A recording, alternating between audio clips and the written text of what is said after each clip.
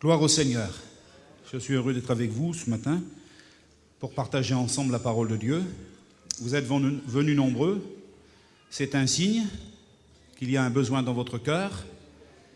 Il y a une soif, une recherche de Dieu. La Bible dit, pour moi, m'approcher de Dieu, c'est mon bien. C'est un homme de Dieu qui a exprimé ces mots et je crois que ce n'est pas seulement des mots, c'est une réalité dans nos vies. Nous sommes à la recherche de Dieu, à la recherche de sa volonté, parce qu'il y a en nous une soif, une aspiration, comme une éponge aspire de l'eau, ainsi notre cœur aspire à la présence de Dieu. Comme une biche soupire après les courants d'eau, disait le psalmiste, ainsi mon âme aspire après toi, ô Dieu. Et je pense que c'est ce qui peut, ce matin, changer peut-être la donne, changer les circonstances de notre situation, de certaines de nos situations. C'est cette aspiration de Dieu. Peut-être que les réunions seraient moins dures pour toi, elles seraient moins pesantes s'il y avait en nous cette aspiration, ce désir. C'est comme si on s'asseyait autour de la table et que la table est garnie des mets les plus succulents, les plus beaux, mais qu'on s'assoit sans appétit, on n'a pas faim. Et le repas devient difficile, devient un fardeau. Et voyez, nos réunions, si on aspire à ce besoin plus profond, alors nos réunions, c'est une bénédiction. Et je suis convaincu que ce matin, Dieu a en réserve des bénédictions pour nos vies, pour nos cœurs, pour nos âmes, pour nos foyers, pour nos familles. On a besoin, j'ai aspiré ce matin, mon cœur aspire à cette présence de Dieu. Elle est là, cette présence, et elle envahit notre cœur. Voilà, j'ai une pensée à vous partager ce matin. Ce n'est pas vraiment un enseignement, bien que toute la parole de Dieu est un enseignement. Et j'aimerais vous partager ce que le Seigneur a mis sur mon cœur. Je n'ai rien d'autre à vous donner de toute manière. Et on ne peut donner que ce que l'on a reçu. On lit un premier passage dans le livre de Josué. C'est un conseil qui a été donné de la part de Dieu, de la part de l'Éternel à Josué. Et au chapitre 1, vous connaissez bien ce passage. On va lire plusieurs passages. On lit donc dans le livre de Josué, on lira ensuite dans le livre des Hébreux, un autre passage, aussi dans les Corinthiens. Voici ce que nous dit le chapitre 1 et le verset 6, à partir du verset 6. On peut lire même à partir un petit peu plus haut. « Nul ne tiendra devant toi tant que tu vivras. Je serai avec toi comme j'ai été avec Moïse. Je ne te délaisserai point et je ne t'abandonnerai point. Fortifie-toi et prends courage. C'est toi qui mettras ce peuple en possession du pays que j'ai juré à leur père de leur donner. Fortifie-toi seulement et aie bon courage, en agissant fidèlement selon toute la loi que Moïse, mon serviteur, t'a prescrite. Ne t'en détourne ni à droite ni à gauche, afin de réussir dans tout ce que tu entreprendras. Que ce livre de la loi ne s'éloigne point de ta bouche, médite-le jour et nuit pour agir fidèlement selon tout ce qui est écrit, car c'est alors que tu auras du succès dans tes entreprises, c'est alors que tu réussiras. Ne t'ai-je pas donné cet ordre ? Fortifie-toi et prends courage. Amen. C'est un merveilleux passage de l'Écriture. Épître de la deuxième épître aux Corinthiens, le chapitre 4 et le verset 16 nous dit « C'est pourquoi nous ne perdons pas courage, et même si notre homme extérieur se détruit ou se vieillit, notre homme intérieur se renouvelle de jour en jour. » Un autre passage, nous pouvons aussi lire dans le livre des psaumes, au chapitre 40, psaume 40 et le verset 13, il nous dit, et c'est le psalmiste qui dit ces mots, David, l'homme de Dieu. Et il va dire, car des maux sans nombre m'environnent. Le châtiment de mes iniquités m'atteigne et je ne puis en supporter la vue. Ils sont plus nombreux que les cheveux de ma tête et mon courage m'abandonne. Et mon courage m'abandonne. J'aimerais vous parler ce matin du découragement. Ça revient dans mon cœur depuis quelque temps.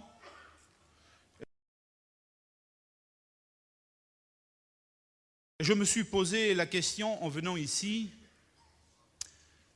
combien de chrétiens, combien de chrétiennes sont venus à la convention avec un découragement?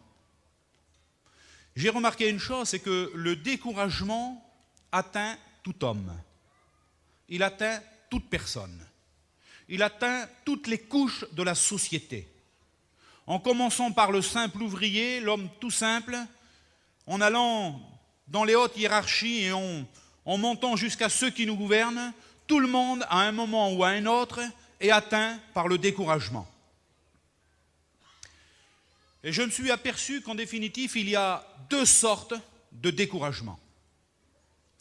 Il y a le découragement ponctuel, le découragement passager, qui nous atteint l'un ou les autres par différentes situations, un problème passager que nous rencontrons, une maladie, un petit accrochage dans le foyer, dans les familles, une situation commerciale ou qui ne va pas trop bien. On est atteint parfois par le découragement et on écoute les uns ou les autres dire « Ah, je suis découragé ». Et puis, il y a cette deuxième sorte de découragement, ou la deuxième portée du découragement. C'est le découragement chronique. C'est le découragement qui persiste et qui dure.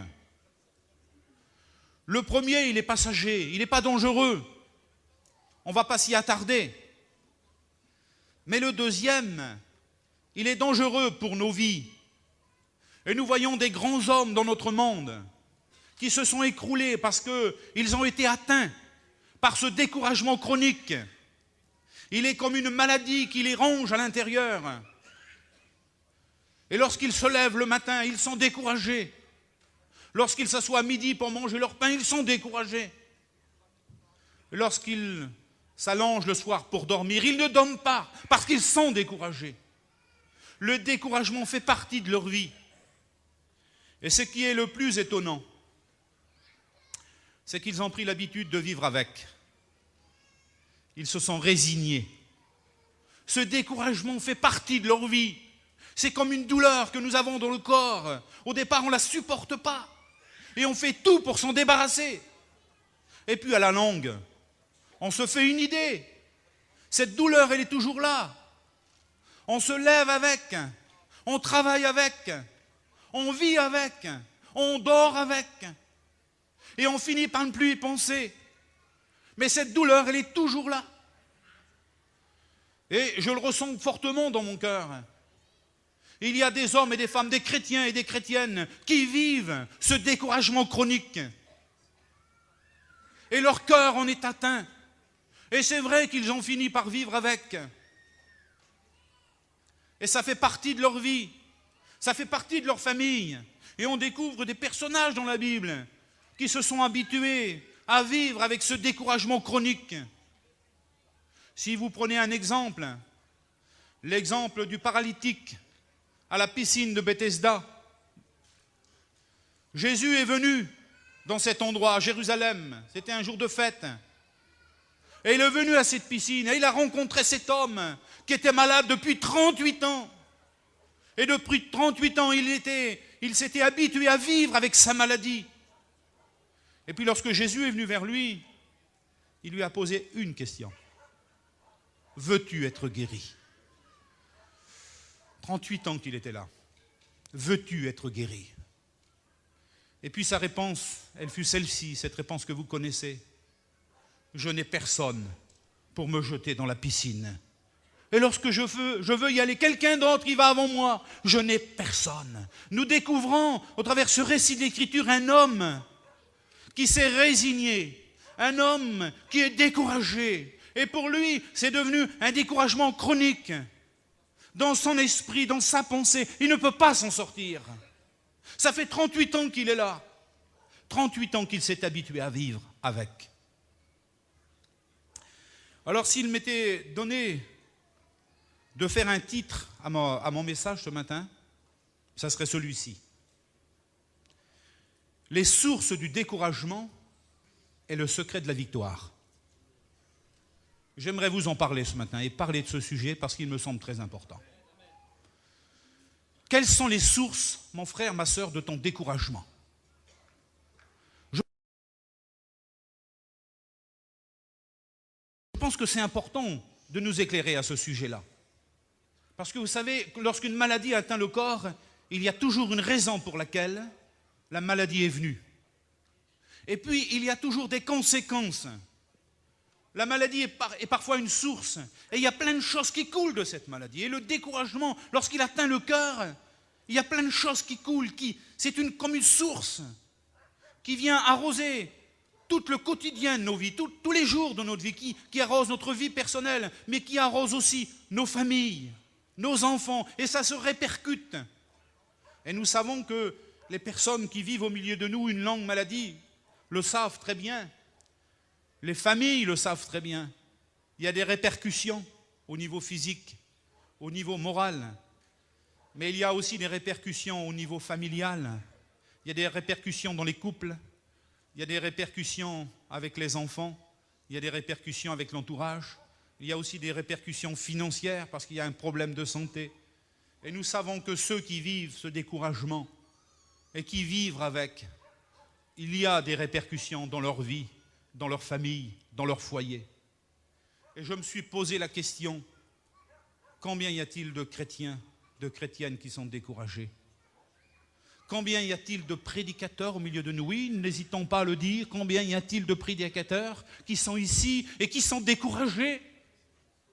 Qui n'ont plus la force de méditer, qui n'ont plus la force de prêcher, ils n'ont plus la force de se consacrer, de travailler. Alors on va parler ensemble de ce découragement, parce que le découragement, dans sa signification, veut dire abattement.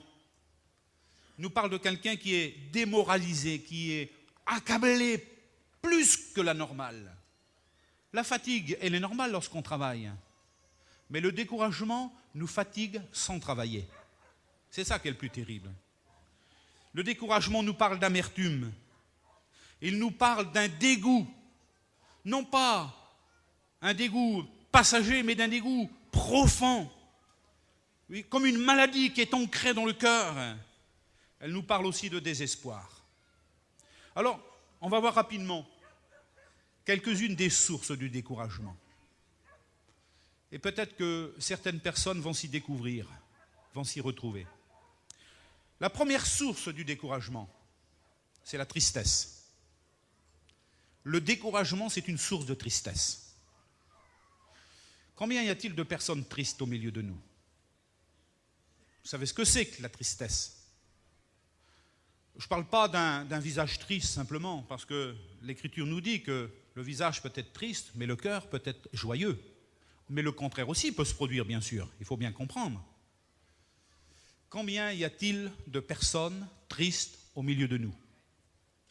Et ils sont tristes parce qu'ils vivent dans leur vie un découragement chronique, un découragement profond. Et malheureusement, cette tristesse, elle persiste, elle dure. Elle est ancrée dans leur cœur. Elle est comme une grande graine qui les ronge de l'intérieur. Et ils sont tristes dans leur vie, ils sont tristes dans leur foyer, ils sont tristes dans leur vie de prière. Cette tristesse, elle est là, à l'intérieur, et elle ne les quitte pas. Et la cause de cette tristesse, c'est un découragement. Et ce matin, il y a un remède à ce découragement. Et on va parler ensuite du remède et du secret de la victoire. Parce qu'il est nécessaire pour toi, mon frère, ma sœur, prédicateur qui est là, qui est découragé et qui est dans la tristesse. Il est temps pour toi aujourd'hui que tu remportes la victoire et que tu repars de ce chapiteau, de cette convention, après avoir vaincu le découragement qui ronge ta vie. La source, une des sources du découragement, c'est la tristesse. Quelqu'un a dit un jour, un chrétien triste, c'est un triste chrétien. Ce sont des mots, mais ça nous parle de quelque chose qui agit plus profondément à l'intérieur du cœur. Vous serez dans la tristesse, dit l'Écriture. Oui, vous le serez dans la tristesse, mais votre tristesse se transformera en joie. C'est Jésus qui l'a dit à ses disciples. Et il le disait, bien sûr, à propos de son départ, à propos de ce qu'il allait les quitter. Et les disciples ont été attristés. Ils ont vécu cette tristesse. Elle était légitime. Elle était produite à cause de l'affection qu'ils avaient pour leur maître. Et les causes de tristesse peuvent être multiples. Et nous pensons à nos frères et à nos sœurs qui ont vécu une séparation.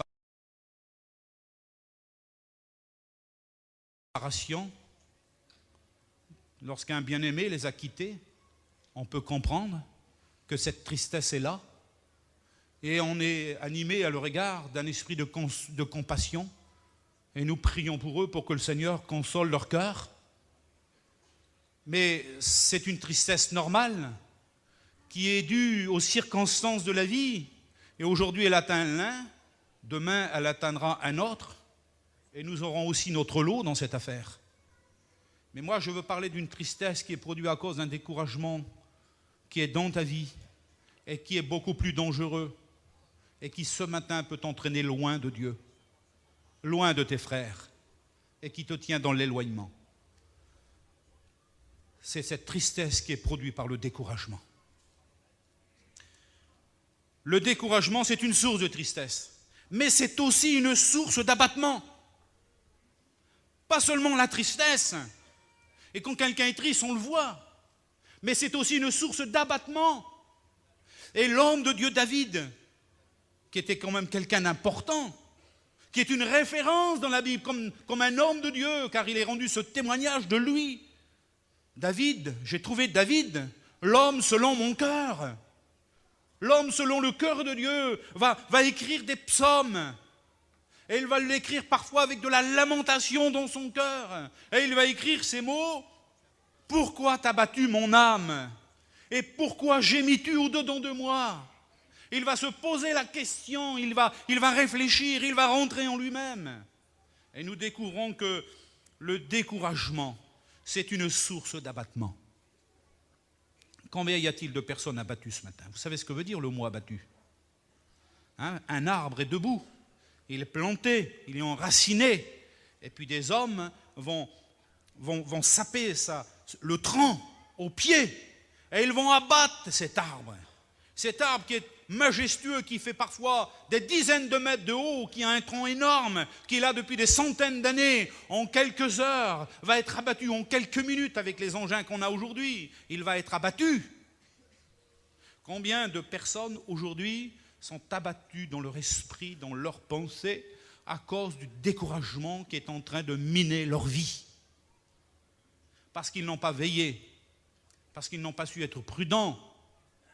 Le découragement est là. Alors je ne parle pas, comme je disais tout à l'heure, de ce découragement ponctuel et passager, qui est le résultat du déroulement de la vie en général, mais je parle de cette maladie qui ronge le cœur. Et David vivait cela. J'aimerais vous dire ce matin, personne d'entre nous n'est à l'abri de ce genre de découragement. Nous sommes tous vulnérables. Le plus fort d'entre nous est vulnérable et peut être atteint un jour de ce découragement chronique qui va l'empêcher de se consacrer et de travailler pour Dieu et de se consacrer à la prière, de se consacrer au service de Dieu. Et je suis convaincu que ce matin, plusieurs s'y retrouvent. Beaucoup de chrétiens s'y retrouvent. Et même certains serviteurs de Dieu s'y retrouvent. Parce qu'ils sont abattus ce matin. Ils sont tristes. Faites le tour du terrain, regardez. Vous verrez combien de personnes sont tristes et n'ont plus de courage d'avancer. Alors c'est ça, les sources du découragement, c'est la tristesse, c'est l'abattement. Mais le découragement, c'est aussi une source de trouble et d'aveuglement. Et remarquez bien que ceux qui sont découragés, ils sont troublés. Vous savez ce que c'est que le trouble? Moi, si je retire mes lunettes, je vois plein de visages, mais c'est trouble devant moi. Et j'ai du mal à voir les traits de vos visages. Donc j'ai besoin d'un rectificateur. Il faut que je mette les verres devant mes yeux. Vous voyez? Parce que je vois trouble. Quand quelqu'un est découragé, il est troublé dans son cœur. Il est troublé dans son âme. C'est une source de trouble. Mon frère, ma sœur, qu'est-ce qui a troublé ta vie? Qu'est-ce qui te trouble en ce moment? Peut-être te faudrait-il un rectificateur et que tu regardes les choses convenablement?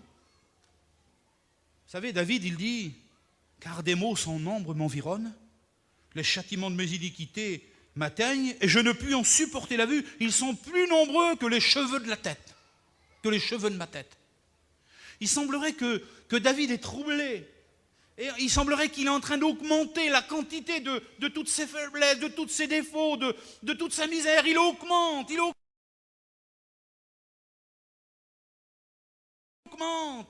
Et le découragement, mes frères, mes sœurs, il nous fait augmenter. Vous voyez, il nous fait exagérer dans nos regards, dans nos pensées. Le malheur t'a atteint, mon frère. C'est possible. Et nous prions pour toi. La maladie t'a atteint, ma sœur. On prie aussi pour toi et on le comprend. Mais il ne faut pas augmenter la sauce. Il ne faut pas en mettre plus qu'il ne le faut. Et David était dans cette situation-là. Il augmentait. Alors il dit, mon courage m'abandonne. Il n'a plus de courage, David. Il n'a plus la force. Vous savez pourquoi? Parce qu'il est trouble. Il voit trouble. Il ne voit plus bien clair. Ses regards ne sont plus vraiment tournés vers le Seigneur. Ses regards sont tournés vers ses faiblesses. Ses regards sont tournés vers ses incapacités. Son regard sont tournés vers ses défauts, vers ce qu'il est réellement. Mais quand on regarde vers l'Éternel, alors on reprend des forces. Alors on reprend du courage. Voyez-vous? Oui, le découragement, c'est une source de trouble et d'aveuglement. Et combien de personnes aujourd'hui ne voient plus clair? Ils sont aveuglés par l'ennemi. Cet ennemi qui les ronge à l'intérieur. C'est à l'intérieur de leur cœur. Et le découragement, mes frères, vous le savez bien de toute manière, ce n'est pas à l'extérieur qu'il se trouve. C'est à l'intérieur. Quand un arbre majestueux, d'un seul coup s'écroule par la tempête, ce n'est pas parce que la tempête est trop forte. Bien sûr qu'elle est peut-être plus forte que d'habitude. Mais c'est surtout, et on découvre cela lorsque l'arbre est par terre, c'est parce qu'il est rongé par l'intérieur. Et c'est là qu'il faut rechercher le mal. Ce n'est pas la peine de regarder autour de toi. Il faut que tu regardes dans ton cœur. C'est là qu'est la source du problème. Oui, le découragement, c'est une source de tristesse. Où est la joie qui était dans ton cœur, mon frère, ma sœur? Je suis dans la joie, disait l'homme de Dieu, lorsqu'on me dit « Allons à la maison de l'Éternel ». Je suis dans la joie. Et certains pourraient dire « Je suis dans la tristesse ». Quand on me dit « Viens à la réunion », j'ai plus la force d'avancer, j'ai plus la force d'y aller. C'est une source d'abattement. Tu ne dois plus rester dans cet abattement qui ronge ta vie, qui ronge ta vie spirituelle complète. Il faut que tu réagisses ce matin. C'est une source de trouble et d'aveuglement. Trop de personnes sont troublées aujourd'hui. Et puis c'est aussi une source de désespoir. Ceux qui sont découragés n'ont plus d'espoir. Je ne me trompe pas. Ils n'ont plus d'espoir, ceux qui sont découragés. Ils ne voient plus clair. Et c'est fini. Ils disent, mais c'est fini pour moi. Je ne peux plus m'en sortir. C'est ce que tu penses. Et j'aimerais te rappeler aujourd'hui qu'il y a encore de l'espoir. Un proverbe nous dit, tant qu'il y a de la vie, il y a de l'espoir. Moi, j'aimerais préciser un peu plus. Tant qu'il y a la vie, je dis bien qu'il y a la vie, alors il y a toujours l'espoir. Et la vie s'appelle Jésus. C'est lui qui a dit « Je suis le chemin, la vérité et la vie ». Et tant qu'il y a Jésus, il y a un espoir. S'il n'y a plus Jésus, il n'y a plus d'espoir. Mais avec Jésus, il y a de l'espoir. Tu peux t'en sortir, mon frère, ma sœur, de ton découragement chronique qui ronge ta vie, qui t'empêche de travailler, qui t'empêche de prier, qui t'empêche de lire, qui t'empêche de témoigner autour de toi. Et puis j'aimerais dire quelque chose. Le découragement, il est communicatif. Le découragement se communique, il se transmet. Et malheureusement, à cause de ce découragement chronique, tu le transmets autour de toi. Ta tristesse se répercute sur les tiens, se répercute sur ton foyer, sur ta femme, sur tes enfants, sur ceux qui sont autour de toi. Autrefois, tu produisais de la joie, maintenant tu produis de la tristesse à cause de ce découragement. Ton abattement se répercute sur les autres. Et les autres autour de toi s'affaiblissent. Parce que tu n'as plus la force. Cette force qui était en toi aujourd'hui, qui était produit par cette vie. Oui, il y a encore de l'espoir. Le découragement, c'est une source de désespoir. Et ceux qui sont découragés au milieu de nous n'ont plus d'espoir. Combien de personnes sur leur lit de maladie sont découragées et disent ne plus avoir d'espoir? Et pourtant, Jésus est la source de cet espoir. Le découragement, c'est une source de faiblesse. Source de tristesse, source d'abattement, source de trouble et d'aveuglement. Le découragement est une source de désespoir, mais est aussi une source de faiblesse. Et vous le savez bien, mes frères, ceux qui sont découragés sont faibles. Le contraire de la faiblesse, c'est la force. Combien au milieu de nous n'ont plus de force? Toutes mes forces m'abandonnent, disait le psalmiste. Mes forces m'abandonnent. La faiblesse fait partie de ma vie. Je pense que ce matin, il serait peut-être temps pour toi de tourner tes regards dans la bonne direction. Aujourd'hui, afin de pouvoir reprendre courage. Parce que c'est quand même important, ces paroles qui sont là. Le découragement est une source de faiblesse. Et l'ennemi le sait bien. Et c'est pourquoi il emploie tous les moyens pour nous décourager. Combien d'hommes sur le terrain sont découragés? Vous savez, quand on voit les organisateurs, quand on parle avec Johnny, quand on parle avec les frères du service d'ordre, ils sont parfois découragés. Et ils ont le quoi de se décourager? Et oui, il faut comprendre, mes frères, quand les hommes sont encouragés, alors ils sont là. Et ils viennent proposer leur service. Ils viennent se mettre à la disposition des frères, des organisateurs. Où est ton courage, mon frère, ma sœur? Ce courage qui t'animait et qui te permettait de te consacrer. Les prédicateurs, où est votre courage? La mission a besoin de vous. Notre mission n'est pas finie. Il semblerait qu'elle vienne commencer seulement. Il y a encore beaucoup plus à faire qui n'a été fait. Pourtant, il y a beaucoup de choses qui ont été faites. Mais regardez notre peuple. Notre peuple est nombreux dans le monde, qui ne connaît pas encore le Seigneur. Et le Seigneur a besoin de nous pour notre peuple. Le découragement est une source de faiblesse. Je suis convaincu que le Seigneur veut nous rendre forts ce matin. Fortifie-toi et agis. Fortifie-toi et prends courage. Tel est l'ordre que Josué avait reçu de la part de l'Éternel. Fortifie-toi et prends courage. Pourquoi a-t-il dit ces paroles? Parce qu'il savait que le labeur qui attendait Josué était grand. Moïse avait conduit le peuple pendant 40 ans dans le désert. Il avait fait sortir le peuple d'Égypte. Mais la guerre attendait le peuple d'Israël. Il fallait qu'ils remportent la victoire sur les ennemis de l'Éternel. C'était la conquête du pays de Canaan qui s'ouvrait devant eux. Et il fallait beaucoup de courage à Josué. Et cet ordre a été donné. Fortifie-toi et prends courage. Il faudra que tu prennes courage en face de tes ennemis. Il ne faudra pas que tu regardes à leur nombre. Il ne faudra pas que tu regardes à leur carrure, à leur stature, même s'ils sont hauts, même s'ils sont forts. Il ne faudra pas que tu regardes à leurs armes, même si leurs armes sont redoutables. Moi, l'Éternel, je serai avec vous. Et vous remporterez la victoire. Fortifie-toi seulement. C'est ce qui est écrit. Seulement, fortifie-toi et prends courage. Il n'y a pas grand-chose à faire, mes frères. Il n'y a pas grand-chose à faire pour toi. Il faut que tu te fortifies dans le Seigneur et que tu reprennes courage. Le courage est une source de tristesse, une source d'abattement, une source d'aveuglement, une source de désespoir, une source de faiblesse. Mais je sais que Dieu a la possibilité de changer ta faiblesse en force. Paul le disait, lorsque je suis faible, je deviens fort. Parce qu'à ce moment-là, ce n'est plus ma force qui me donne la victoire, c'est la sienne. Et sa force agit dans ma faiblesse. Et ainsi, dit Paul, lorsque je suis faible, je suis fort. Parce que quand je suis faible, je m'appuie sur lui. Un peu comme l'enfant qui court se réfugier dans les bras de sa mère. Parce qu'il est en danger, parce qu'il sait que dans les bras de sa mère, il y a de la sécurité. C'est ce qu'il faut qu'on fasse ce matin. Le découragement est une source de mécontentement. Oui?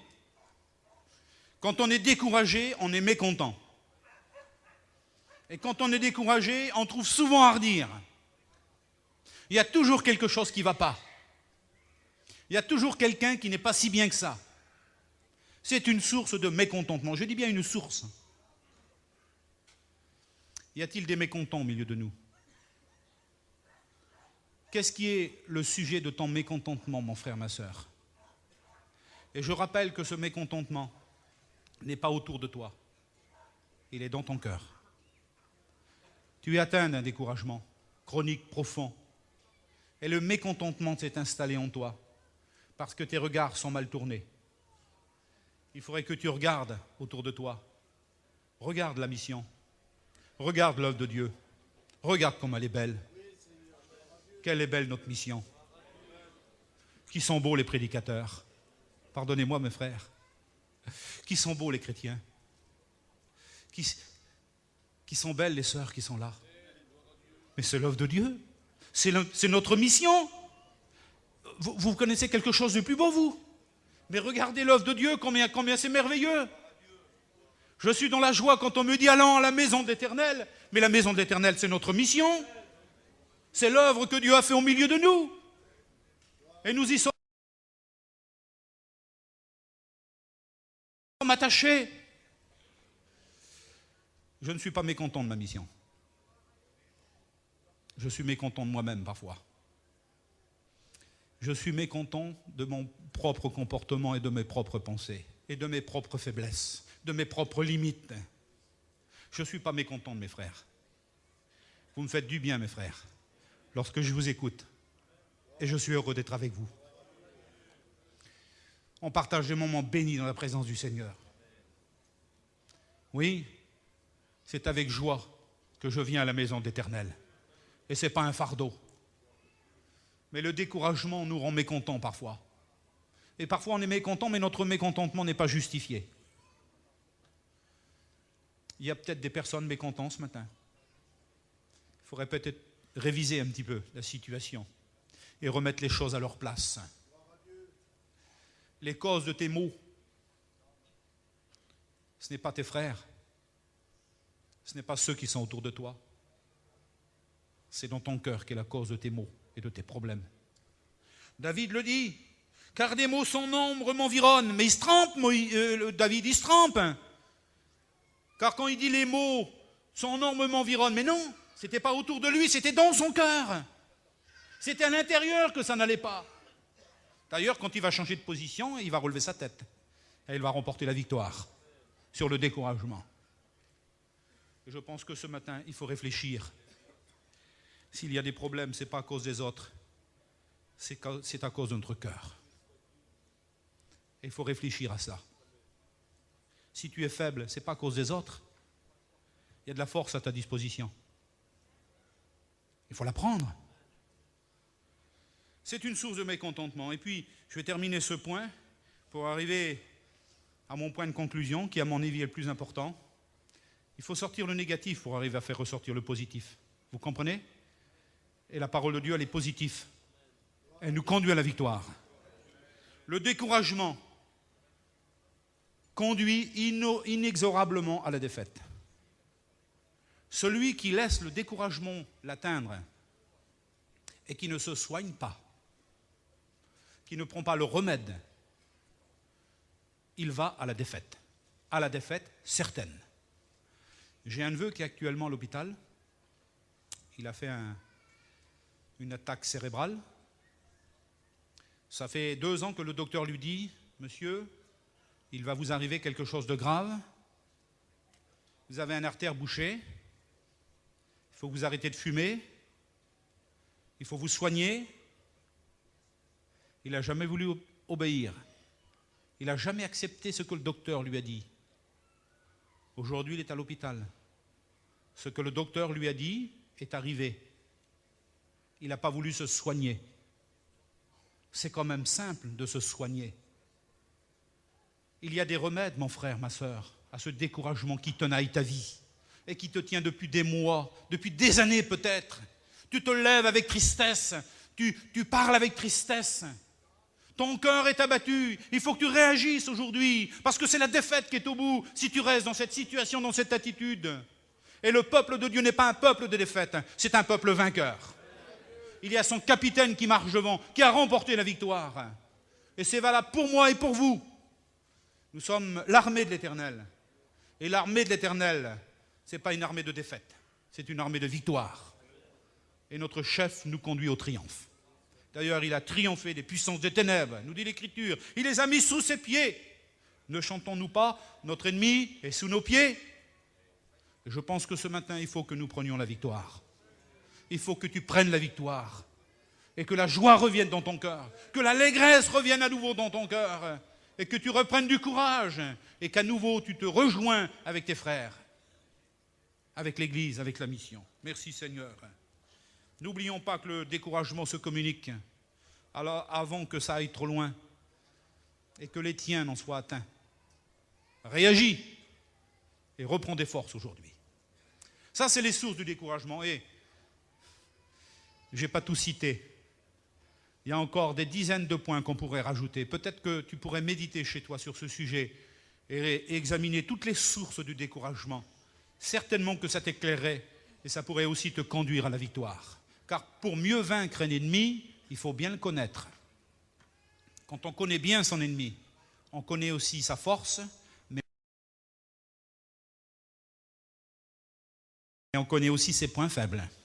Et nous voyons des grands hommes qui étaient des hommes terribles, mais parce qu'un petit a étudié leur vie, et il a essayé de découvrir leurs faiblesses, et il les a vaincus. Eh bien ce soir, ce matin, ce géant qui ronge ta vie, a aussi ses faiblesses. Et toi qui es petit devant ce géant, peux aujourd'hui remporter la victoire. Amen. Merci Seigneur. On va parler du secret de la victoire. Ah oui, la victoire. Vous voulez la victoire? Ben, il faut la remporter, la victoire. Et j'aimerais dire, il n'y a pas de victoire sans combat. On n'est jamais vainqueur si on ne lutte pas. Il faut lutter. Il y a combien de personnes qui ont cessé de lutter? Combien de personnes qui ont cessé le combat? Combien de personnes qui ont jeté l'éponge? Et se sont laissés écraser par l'ennemi, anéantir par l'ennemi, neutraliser par l'ennemi. Vous savez, un chrétien qui ne travaille pas, qui ne fait rien, un prédicateur qui est dans son coin et qui ne prêche plus, qui s'est assis dans sa petite région, dans son petit secteur, il ne gêne pas l'ennemi. Hein. Il n'a pas de problème. Je vais vous raconter une petite histoire. Un jour, il y avait un couple chrétien dans une église. Et le mari est venu trouver le pasteur en lui disant « Écoutez, je viens vous voir parce que ça ne peut plus aller chez moi. Ma femme a toujours des difficultés, elle a toujours des combats, elle a toujours des luttes, et ça ne va jamais. » Alors le pasteur l'a bien écouté, et puis il lui a donné un exemple. Il a dit « Écoutez, lorsque deux hommes vont à la guerre, il y en a un qui est placé au front et l'autre est placé en arrière. D'après vous, lequel aura des difficultés? Celui qui est au front ou celui qui est à l'arrière? » Et cet homme a réfléchi, mais il a dit « C'est celui qui est au front. » Et le pasteur a répondu « Elle est où votre position? Au front ou en arrière? » Ceux qui remportent la victoire, ce sont ceux qui sont au front, ceux qui affrontent l'ennemi. Vous comprenez cela? Et je pense que ce matin, c'est un message qui nous est transmis. Il y en a trop qui se sont assis et qui ne travaillent plus. Il y en a trop qui ont cessé le combat, ils ont posé leurs outils. Mais quand vous avez un trou à creuser, vous ne pourrez pas le creuser à la main. Il va vous falloir des outils. Et peut-être qu'il serait temps que tu reprennes les outils. Et que tu te mettes à l'œuvre. Que tu reprennes courage. Elle est où ta Bible? Pardonnez-moi ce que je veux dire. Combien de prédicateurs leur Bible aujourd'hui là? Ah, quelques frères qui lèvent leur Bible. Je suis étonné, vous savez. Quand je me suis converti il y a 36, 37 ans bientôt, partout où j'allais, j'étais tout jeune chrétien, j'avais ma Bible à la main. Il semblait que c'était un besoin, c'était nécessité. Je ne pouvais pas aller nulle part sans ma Bible. J'étais jeune chrétien. Et je me souviens qu'à l'époque, tous les chrétiens avaient leur Bible. Tous ceux qui savaient lire tout au moins. Je suis étonné de voir les chrétiens sans leur Bible aujourd'hui. Elle est où ton outil? Notre outil de travail à nous, c'est la Bible. Hein. On n'a pas besoin de fusil, on n'a pas besoin d'épée, on n'a pas besoin de grenades, nous. Notre arme, c'est la Bible. C'est notre outil de travail. C'est avec elle qu'on fait tout notre travail, de toute manière. Et si la mission, elle existe, si le chapiteau est debout, s'il y a des milliers de caravanes, c'est à cause de notre outil, la Bible, la parole de Dieu. Mais il faut l'utiliser, hein. Il faut s'en servir. Il faut la mettre à profit. Et dans la Bible, il y a toutes sortes d'outils. Il y a toutes les armes qui sont là. Il faut savoir s'en servir. Alors le secret de la victoire, c'est quoi le secret de la victoire? Eh bien écoutez, vous allez voir. On lit 1 Samuel chapitre 30 et verset 6. Ah, c'est important. C'est important ce verset de la parole de Dieu. On peut lire même un verset ou deux avant. David avait été au combat avec les hommes de guerre et il a laissé le peuple à Tsiklag. Et puis voici ce qu'il est dit. David et ses gens arrivèrent à la ville, et voici elle était brûlée, et leurs femmes et leurs fils et leurs filles étaient emmenés captifs. Alors David et le peuple qui était avec lui élevèrent la voix et pleurèrent, jusqu'à ce qu'il n'ait plus la force de pleurer. Vous vous rendez compte dans quel état ils sont, dans quel découragement ils sont? Ils pleurèrent jusqu'à ce qu'il n'ait plus la force de pleurer. Ça fait combien de temps que tu pleures? Tu n'as peut-être plus la force de pleurer. Verset 5.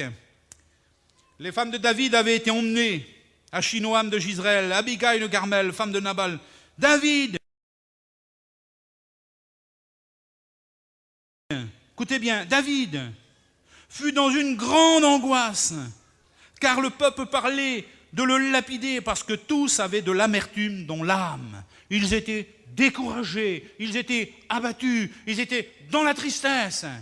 Et plus un n'avait la force d'avancer, ils étaient dans un mécontentement total. Et ils pensaient que leurs maux, que leurs difficultés, c'était à cause de David. Parce que David n'avait pas su mener le combat, David n'avait pas su les diriger. Alors ils étaient dans un profond abattement. Et puis le verset 6 nous interpelle ce matin. Il nous est dit, mais David... Vous voyez, le « mais » a son importance. Mais David reprit courage en s'appuyant sur l'Éternel. Merci Seigneur, c'est un secret de la victoire, un des secrets de la victoire. Le secret de ta victoire ce matin, c'est t'appuyer sur l'Éternel. Posséder un appui, quelle importance, hein? Posséder un appui dans sa vie, pouvoir s'appuyer sur quelqu'un. Vous voyez, sur quelqu'un de fort, sur quelqu'un de solide. C'est ça qui fait la faiblesse de beaucoup. Il faut un appui. Vous avez remarqué dans le stade, lorsque les coureurs s'élancent, avant de s'élancer, ils prennent appui. Il y a quelque chose là sur le sol, comme une cale si vous voulez. Et puis ils s'appuient dessus et ils s'élancent dans la course. Notre appui à nous, c'est Jésus. Et c'est sur lui que nous nous appuyons. Chaque fois que nous avons un effort à faire, chaque fois que nous avons quelque chose à accomplir, il faut qu'on prenne appui. Et nous nous appuyons sur lui. Notre appui, c'est lui. Vous savez, on est sur la terre, pour se déplacer, il faut un appui. C'est pour ça qu'on est lourd. Parce qu'il y a l'effet de la pesanteur. Donc on se déplace. Mais quand vous êtes dans l'air, dans l'espace, il n'y a plus d'appui dans l'espace. Tout est vide autour de nous. On ne peut plus s'appuyer sur rien. Et voyez-vous, quand le cœur est vide, lorsque Jésus n'y est pas, il n'y a plus d'appui. C'est le vide. Et la vie, elle est bousculée de tous côtés. Il n'y a pas d'appui. C'est la même chose lorsqu'on est dans l'eau. C'est très difficile pour le bateau de tenir sa trajectoire, vraiment une ligne parfaite. Il ne peut pas, parce qu'il y a des courants invisibles qui sont en dessous et qui viennent saper la trajectoire du navire. Et à chaque fois, il faut toujours rattraper. À chaque fois, toujours donner des coups de direction pour remettre le bateau dans la bonne direction, parce qu'il n'y a pas d'appui. Vous savez, c'est souple dessous, il n'y a pas de solidité. La mer nous symbolise le monde. Il n'y a pas d'appui dans le monde pour notre vie chrétienne. Il n'y a pas de force autour de nous. Il y a des personnes qui cherchent de l'appui ailleurs, cherchent du secours ailleurs. David reprit courage en s'appuyant sur l'Éternel. C'est le secret de la victoire. Il faut que tu t'appuies sur lui ce matin. C'est sur lui qu'il faut s'appuyer. Ça, c'est le premier secret de la victoire. Et puis, un deuxième secret de la victoire, c'est Jérémie qui nous en donne le secret. Lamentation de Jérémie, au chapitre 3 et verset 19. Jérémie est un homme qui a connu le découragement. Il a connu l'angoisse. Il a connu la dépression. Il a connu des moments d'angoisse terribles. Et puis voici ce qu'il dit dans son cœur au moment où il est découragé, au moment où il est abattu, au moment où il n'a plus de force, il n'a plus d'espoir, il ne peut plus s'en sortir. Et puis voici ce qu'il dit, je vais repasser en mon cœur les promesses de l'Éternel. Voilà ce qui me donnera du courage. Voilà ce qui va me donner de la force. Je vais repasser en mon cœur les promesses de Dieu. Mais c'est certainement ça qu'il faut que tu repasses dans ton cœur. Repasse en souvenir toutes les promesses que Dieu a faites. Rappelle-toi en souvenir ton passé. Depuis toutes les années que tu appartiens au Seigneur, est-ce qu'il t'a abandonné? N'a-t-il pas accompli ses promesses envers toi? Ne t'a-t-il pas soutenu? Ne t'a-t-il pas consolé? Ne t'a-t-il pas guéri? Ne t'a-t-il pas sauvé? Repasse en ton cœur toutes les promesses de Dieu. Les hommes de Dieu sont là, les anciens de la mission, qui sont là depuis plus de 50 ans maintenant, peuvent le dire. Jamais Dieu ne les a abandonnés. Et tous nos vieux chrétiens qui sont là, ils sont là encore fidèles comme un roc.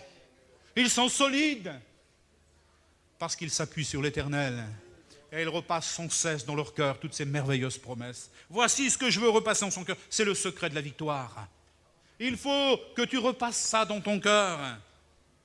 Et puis le troisième secret de la victoire, c'est prendre autorité sur le découragement.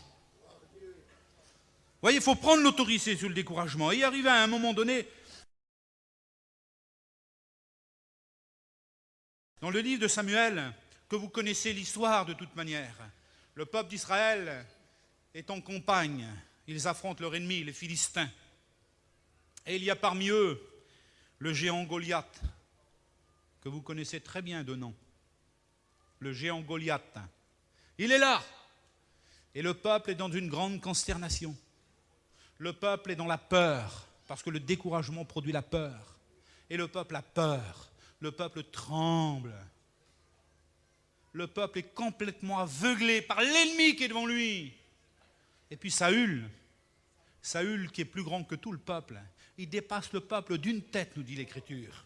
C'est un homme fort, Saül, un homme d'expérience, un homme invincible. S'il se leverait parmi nous, on aurait tous peur. Saül. Et ce jour-là, Saül a peur. Saül tremble. Lui qui est si grand, lui qui a été au combat, à la tête de l'armée d'Israël et qui a remporté des victoires ce jour-là, il tremble, il a peur. Il est terrassé par le découragement, il est miné par l'intérieur. Et puis il essaie de s'appuyer sur tous ceux qui sont autour de lui, mais il n'y a personne sur qui s'appuyer. Personne. Et c'est là que va intervenir David, le petit berger, l'homme tout faible, sans expérience, sans force, apparence.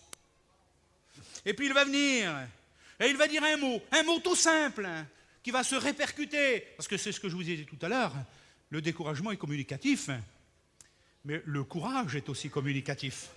Et on peut communiquer notre courage aux autres, on peut encourager les autres. Il y en a trop qui découragent le peuple, il y en a trop qui sont mécontents et qui parlent autour de nous, et qui découragent les autres. David va se lever, et il va s'adresser à ses frères en priorité. Il va s'adresser à ses frères, à sa famille. C'est déjà là qu'il faut que tu résous le problème. C'est déjà dans ta famille, au milieu de ta famille, des tiens. Et il va s'adresser à ses frères. Et il va parler avec eux. Et ensuite, il va parler au peuple. Que personne ne se décourage à cause de ce Philistin. Et il va dire à Saül, ton serviteur, il ira se battre avec lui. Et puis Saül le regarde, d'un air méprisant, mais tu es tout petit, David. Tu n'as pas d'expérience. Tu n'es pas un homme de guerre, toi, David. Tu n'as pas d'armes. Tu n'as même pas d'habits de soldat, d'armure. Et puis David va dire, il a insulté l'armée de l'Éternel. C'est au nom de l'Éternel des armées que j'irai affronter le géant Goliath. Et l'Éternel le livrera entre mes mains. Que personne ne se décourage à cause de ce Philistin. J'aimerais te dire, mon frère, ne te décourage pas à cause du combat, à cause des luttes. Ne te décourage pas à cause du géant qui est devant toi. Peut-être est-ce la solitude. Peut-être est-ce la maladie. Peut-être parce que tu es seul, tu te sens abandonné. Tu n'as plus la force. Mais l'Éternel est avec toi. L'Éternel est avec toi.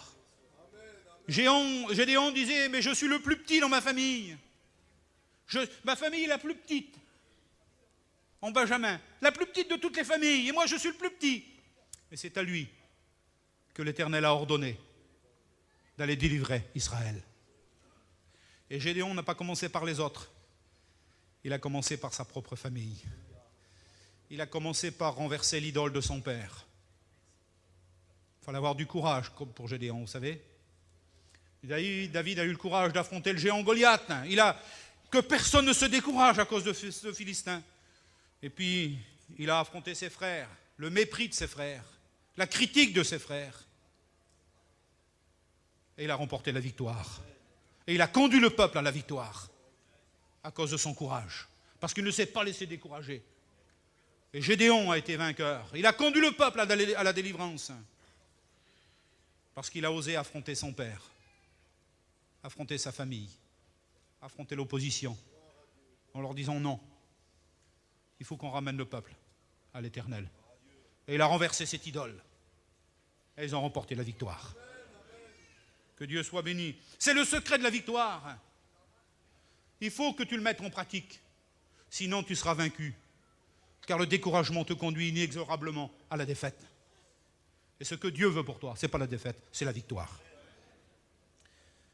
Le quatrième secret de la victoire, c'est regarder à Jésus. Il faut que tu regardes à Dieu ce matin. Quand on tourne vers lui les regards, nous dit le psaume 34, on est rayonnant de joie. Et l'Épître aux Hébreux nous dit, ayez sur Jésus vos regards, lui qui est le chef et le consommateur de votre foi. Il est le chef et celui qui produit la foi en vous. Ayez sur lui les regards, et c'est vers lui qu'il faut qu'on regarde. C'est ça le secret de la victoire. Parce qu'il y a trop longtemps peut-être que tu as cessé de regarder à lui. Et en cessant de regarder à lui, tu t'affaiblis, tu te décourages, tu t'abats. Et je pense que ce matin, c'est une bonne leçon qui nous est donnée. C'est le secret de la victoire. C'est important quand même. Un cinquième point, c'est le secret de la victoire, c'est se confier en Dieu. Oui, c'est vraiment lui ouvrir son cœur, se confier entièrement en Dieu. C'est-à-dire lui remettre sa situation en main, sa vie en main. Je vous donne une petite histoire. Une petite histoire tout courte. Un jour, il y avait dans une fonderie des gens qui ont visité. Parce que des fois, il y avait une journée porte ouverte. Et puis des gens sont venus visiter la fonderie par curiosité. Et alors, il y avait un couple parmi eux, ils sont venus dans un endroit où le fer coulait en effusion. Donc, c'était chauffé à, je ne sais pas, 1200 degrés, je crois, quelque chose comme ça, puis ça coulait. Comme de l'eau, le fer coulait comme de l'eau. Alors, imaginez comment que ça brûle. Et puis, lorsque ce couple est arrivé vers l'homme qui travaillait, cet homme les a regardés et leur a dit, voyez-vous, si vous trempez votre main dans l'eau, vous la passez sous la coulée de fonte, votre main n'aura rien. Et il a regardé l'homme, et l'homme lui a dit, mais je vous crois, monsieur, je vous crois. Et il s'est tourné vers la femme. Vous savez ce qu'elle a fait? Elle a relevé ses manches. Elle a donné la main à cet homme qui travaillait. Et cet homme, sans attendre un instant, il a pris sa main, il l'a plongée dans un récipient d'eau qui était là. Et il a pris la main de la femme, il l'a passée sous la coulée de fonte qui était chauffée environ à 1200 degrés. Il n'y a rien qui résiste. Et la main de cette femme, elle n'a rien eu. La parole de cet homme s'est accomplie. Et s'est tourné vers l'homme. Il lui a dit, voyez-vous, monsieur, vous m'avez cru sur parole. C'est honorable pour moi. Mais votre femme, elle a fait plus que vous. Elle m'a confié sa main. Je ne sais pas si vous comprenez la leçon de cette histoire. Nous avons besoin de nous confier en lui, de lui confier notre vie, de lui confier nos enfants, notre famille, de lui confier tout ce qu'on possède. Il y en a trop qui croient Jésus sur parole, mais ils sont incapables de lui confier leur vie, de lui confier leurs problèmes. Il faut que tu t'abandonnes en lui. C'est le secret de la victoire. Il faut que tu sois vainqueur sur ton découragement ce matin. Le découragement est comme le géant Goliath, c'est vrai, mais il faut que tu prennes l'autorité sur lui et que tu te dis, je suis vainqueur, parce que Jésus a remporté pour moi la victoire. Confie-lui ta vie, mon frère, ma soeur, c'est important, merci Seigneur. Et puis un dernier point, puis il y a 2-3 petits versets à vous citer. L'Église, la mission. c'est une source d'encouragement. C'est une source de consolation. Combien de personnes, mes frères, parmi nous, peuvent le dire et le témoigner? Ils étaient abattus, ils étaient découragés, ils étaient malades, ils étaient souffrants, ça n'allait pas. Mais ils sont venus à la réunion, dans nos réunions, dans les missions qui tournent. Ils sont venus à la convention et ils ont repris des forces, ils ont repris courage, ils ont remporté la victoire. C'est pour toi ce matin, c'est pour toi qui es venu dans cette situation, dans cette attitude, avec ce découragement chronique qui ronge ta vie et qui détruit ta famille. Ce matin, il faut que tu réagisses. La mission, c'est une source d'encouragement. Mes frères, je le dis, et je le dis en toute sincérité, quand je vois notre belle mission, je suis encouragé. Je reprends des forces. Ah, il y a des difficultés. Ah, il y a des problèmes, c'est vrai. C'est vrai qu'il y a de la critique, c'est vrai qu'il y a du mécontentement, c'est vrai qu'il y a de l'opposition, mais bien sûr, on ne peut pas dire que l'ennemi n'existe pas, il est là et puis il œuvre. Mais nous sommes plus que vainqueurs par celui qui nous fortifie. Alléluia. Et celui qui est en nous est plus grand que celui qui est contre nous. Merci Seigneur. Je vous cite quelques versets pour terminer rapidement. Ah oui, c'est important, vous savez. Écoutez ce que Jésus dit dans Matthieu 9, 2. Alors qu'il est là en train de prêcher l'évangile dans une maison, on lui amène un homme paralytique. On ouvre le toit de la maison, on le fait descendre à ses pieds. Et puis, lorsque cet homme arrive là devant les pieds de Jésus, Jésus va lui dire une parole. Prends courage, mon enfant, prends courage. Tes péchés sont pardonnés. Quelque chose d'extraordinaire. Prends courage, tes péchés sont pardonnés. Mais cet homme, il n'est pas venu pour ça. Il est malade depuis des années. Je ne sais pas combien de temps, mais il est paralytique. Il est porté par des copains pour l'amener devant Jésus. Et Jésus lui dit, prends courage, tes péchés sont pardonnés. Vous ne trouvez pas que c'est une belle parole d'encouragement, vous? Tes péchés sont pardonnés, mon frère. Ma sœur, tous les péchés que tu as commis, ils sont pardonnés. Réalisons notre privilège aujourd'hui, reprenons courage, on est pardonnés. Nos péchés ont été effacés, notre cœur a été blanchi, lavé par le sang de Jésus. Mais c'est un sujet d'encouragement. Quand je regarde ma vie, ce que j'étais, je ferme les yeux, parfois j'ai les larmes qui coulent, je ne peux pas me retenir. Je dis, Seigneur, tu as pu me pardonner. Mais je ne valais rien. Tout ce que j'ai commis a été oublié, effacé, mon cœur a été lavé. Tout ça, c'est fini. Combien d'erreurs, combien de paroles, combien d'actions, combien de jugements dans mon esprit, dans mes pensées. Tout ça, c'est fini, c'est effacé. Quelle dette j'avais envers lui. Il a tout payé pour moi. Tes péchés sont pardonnés. Nos péchés sont pardonnés. Ne laissons pas l'ennemi nous accuser, mes frères, mes sœurs.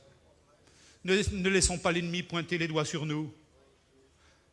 Parce qu'en pointant les doigts sur nous, il faut lui dire, c'est sur la croix que tu les pointes. Parce que c'est là que Jésus a payé. C'est là que mes péchés ont été effacés. C'est là que le sang a coulé. Et aujourd'hui, je n'ai pas de mérite, c'est vrai. On n'a pas de mérite, mes frères, vous savez. On est sauvés par grâce, hein. Si on a le privilège de faire des œuvres et de travailler pour le Seigneur, ce n'est pas parce qu'on est meilleur que les autres. D'ailleurs, ces œuvres-là ne nous rendent pas justes. On est sauvés par grâce. Il ne faut pas inverser les rôles, vous savez.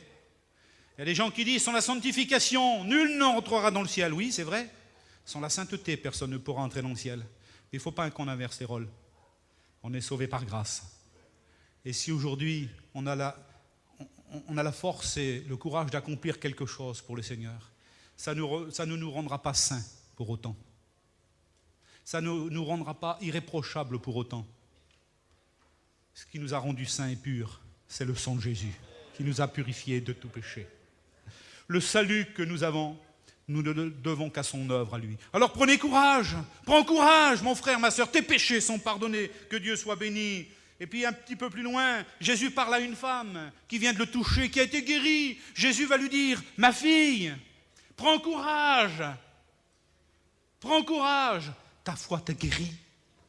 C'est merveilleux, prends courage, ta foi t'a guérie. Nous subsistons que par la foi, mes frères et sœurs. Ce n'est que par la foi qu'on subsiste. Et Jésus nous encourage en disant, mais prends courage parce que ta foi t'a sauvé, ta foi t'a guéri, ta foi te permet de remporter la victoire. Alors prends courage aujourd'hui. Il faut que nous prenions courage. Un peu plus loin, il est dit, par rapport à un homme qui est assis sur le bord du chemin et qui crie au secours et qui réclame à Dieu la délivrance parce qu'il est aveugle. Alors Jésus va lui rappeler le. Et les hommes vont venir vers lui en disant, prends courage, lève-toi, il t'appelle.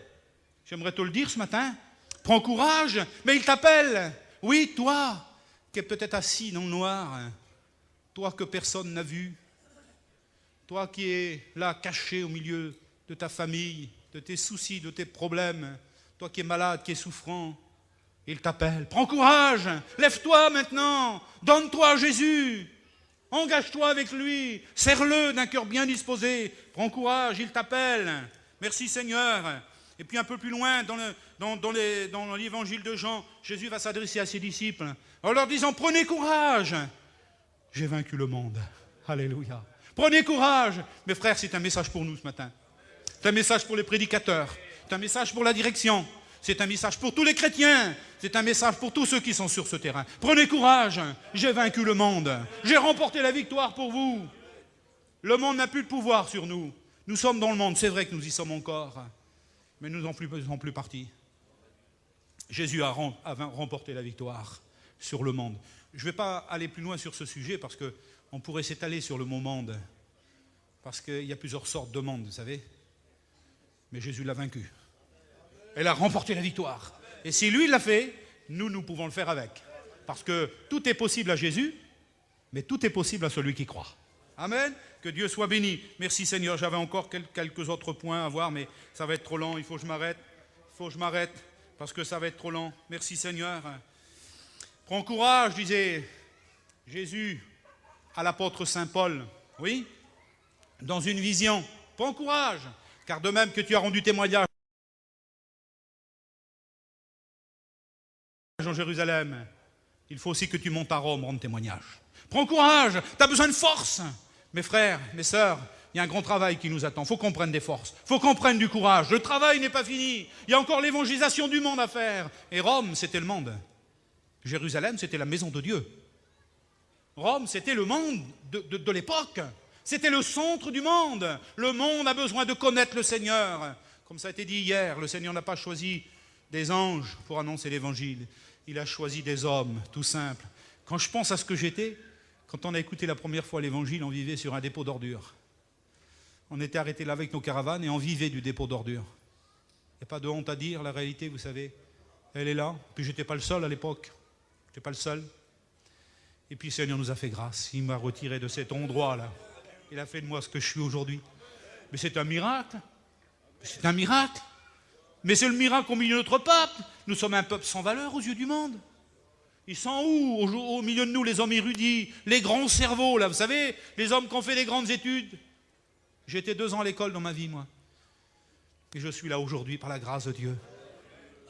Mais c'est le miracle. Mais contemplez-le, le miracle. Ne me regardez pas, regardez autour de vous. C'est le miracle que Dieu a fait pour nous. Prends courage. Tu as rendu témoignage à Jérusalem. C'est bien. Mais maintenant, tu vas aller à Rome. Tu vas aller vers les grands là-bas. Les dirigeants du monde. Il faut leur parler de Jésus. Et je bénis le Seigneur parce que parmi nous, il y a des hommes qui sont en contact maintenant. Vous vous rendez compte le miracle? Ils sont en contact avec les grands ministères aujourd'hui. Et ils leur parlent de notre œuvre, de notre travail, de notre peuple. Le Seigneur nous a élevés. Il nous a donné une dignité qu'on n'avait pas. Il a fait de nous un peuple. Il a payé le prix pour nous. Merci Seigneur. Quelle grâce. Tu ne trouvez pas que c'est beau? Alors on va se décourager, on va cesser à battre. On va cesser vaincre par l'ennemi. Mais non. Au nom de Jésus, on va combattre. On va continuer à lutter, on va reprendre des forces. Et on remportera la victoire. Il y aura des difficultés, il y a des problèmes. Oui, c'est vrai. Mais on est vainqueurs par le sang de Jésus qui nous a purifiés. Ah, c'est très important. Merci Seigneur. Je vous exhorte à prendre courage, disait Paul, à tous les hommes qui étaient avec lui dans le bateau. Je vous exhorte à prendre courage et à reprendre des forces, à reprendre de la nourriture. Il n'y a même plus la force de manger. Leur pain n'avait même plus de goût. Ils étaient déboussolés complètement, ils étaient abattus complètement. Je vous exhorte à prendre courage et à reprendre des forces, à reprendre de la nourriture. Et il nous est dit, et tous reprirent courage. Et ils se mirent à manger. Moi, je suis convaincu que tu peux aussi reprendre courage. Tous, il est dit, tous reprirent courage. Eh bien, si tous ont repris courage, moi aussi, je peux le faire. Et toi aussi, tu peux le faire. Merci Seigneur, que Dieu soit béni. Je dis 2-3 petits mots et je termine. Il faut que tu aies le courage ce matin. Pardonnez-moi, est-ce que je vais dire quelques petits mots? Je ne sais pas, il faut que je conclue par cela. Il faut qu'on ait le courage d'affronter nos erreurs. Il y a peut-être des personnes qui se sont trompées, ont commis des erreurs, et puis sont abattus à cause de cela. Ils sont complètement découragés. Vous savez, il y a des erreurs qui m'ont abattu et qui m'ont tenu des jours et des jours dans l'abattement, dans la tristesse. Parce que je m'étais trompé, je m'en voulais. Je me détruisais moi-même sans le vouloir, sans m'en rendre compte. Et puis, quand j'ai eu le courage de les affronter, parce que vous savez, le courage, c'est de pouvoir affronter l'ennemi. Comme je disais tout à l'heure, l'ennemi, ce n'est pas toujours celui qui est autour de nous. Et il a fallu que j'affronte mes erreurs. Et que je sois capable de les reconnaître. Et que je sois capable d'admettre que je m'étais trompé. Et que le problème venait de moi et non pas des autres. Et quand je l'ai fait, j'ai repris courage. Et j'ai été vainqueur sur le découragement. Le courage d'affronter les problèmes. Il faut qu'on l'ait, mes frères. Oui, on l'a. Dieu nous le communique, Dieu nous le donne. C'est le secret de la victoire. Il faut que ce matin, nous remportions la victoire et que nous ayons le courage d'affronter les problèmes. Bien souvent, on aurait tendance à vouloir les remettre entre les mains des autres et à demander aux autres de s'en occuper. Vas-y, occupe-toi, mon frère, occupe-toi-en, toi. Si c'est à nous que le Seigneur le demande, c'est nous qui sommes concernés, ce n'est pas les autres. Il faut qu'on affronte nos problèmes. Je l'ai dit l'autre jour, dans une réunion, les frères parlaient des problèmes. J'ai posé la question en disant, y a-t-il des problèmes que Dieu ne peut pas résoudre? Et tout le monde a dit non. Dieu résout tous les problèmes. Vous le croyez? Tout le monde est d'accord? Dieu résout tous les problèmes. Et j'ai dit non, vous vous trompez. Dieu ne résout pas tous les problèmes.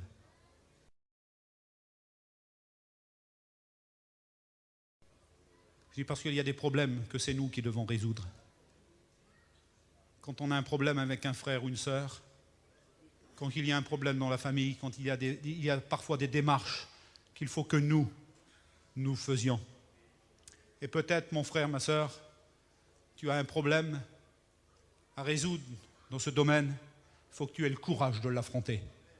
Et le courage de te lever à la place où tu es, d'aller trouver ton frère ou ta sœur, et de te réconcilier avec lui, d'arranger le problème. Je pense que c'est important.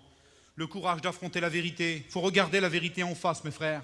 On n'a pas grande valeur, vous savez, on n'a pas beaucoup de force. Regardons la vérité en face, mais sachons nous appuyer sur le Seigneur.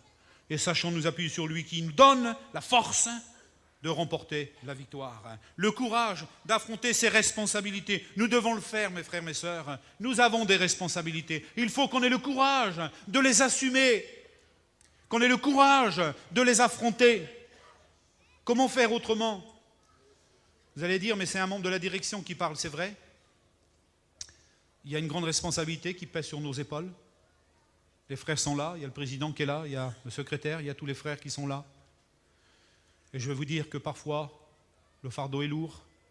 Jimmy peut le dire, avec Baalo, avec les frères.